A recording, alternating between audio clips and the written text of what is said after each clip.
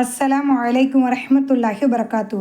ஃபர்தா போட்டு ஆடுனா என்ன, பாடுனா உங்களுக்கு என்ன, பார்க்க முடியலன்னா ஸ்கிப் பண்ணிவிட்டு போக வேண்டியதானே. நான் அல்லாவை பற்றியா பேசினேன் இல்லை இஸ்லாத்தை பற்றி பேசினேனா அப்படின்னு கேட்குறதுக்கு இதுதான் பதில். அல்லாஹ் தனது திருமறையில் 22வது சூரா 32வது ஆயத்தில் என்ன சொல்கிறான்? அல்லாஹ்வின் சின்னங்களை மதிப்பது இதயத்தின் ஒரு தக்குவா. இஸ்லாத்தின் சின்னமான அந்த இஸ்லாமிய ஆடை ஹிஜாபை மதிக்கிறதுனால தான், அதுக்கு கண்ணியத்தை கொடுக்கறதுனால தான் ஒவ்வொரு இஸ்லாமிய ஆணும் பெண்ணும் அதுக்கு எதிர்வினை ஆற்றுறாங்க.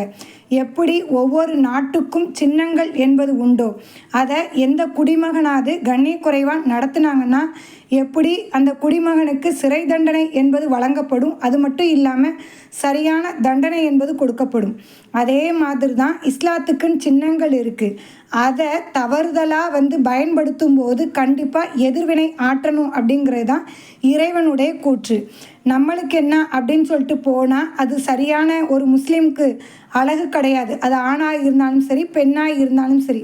அல்லாவே சொல்கிறான், சஃபா மர்வாவை கூட அது இஸ்லாத்தினுடைய ஒரு சின்னம் அப்படின்னு சொல்லிட்டு சொல்கிறான். 22வது சூரா 36வது ஆயத்து.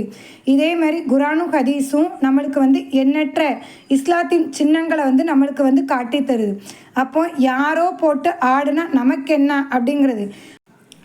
கண்ணியத்துக்குரிய ஹிஜாபுடைய ஆடையை போட்டு இஸ்லாத்தின் சின்னத்தை அவமதிக்கும் போது தான் எதிர்வினை ஆற்றுவது என்பது ஒவ்வொரு ஈமானியர்களுடைய அடையாளம்.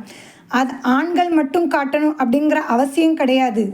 எதிரிகள் என்ன சொல்கிறாங்க, ஏன் பெண்களும் இதுக்கு எதிர்வினை ஆற்றுறாங்க அப்படின்னு. தக்வா என்பது ஒவ்வொரு ஆண் பெண் 2 பேருக்குமே கட்டாய கடமை. இஸ்லாத்தின் சின்னங்களை அவமதிக்கக்கூடியவங்களை நாம் அவமதிப்பதும் இஸ்லாத்தின் உடைய ஒரு அடையாளமாக இருக்குது.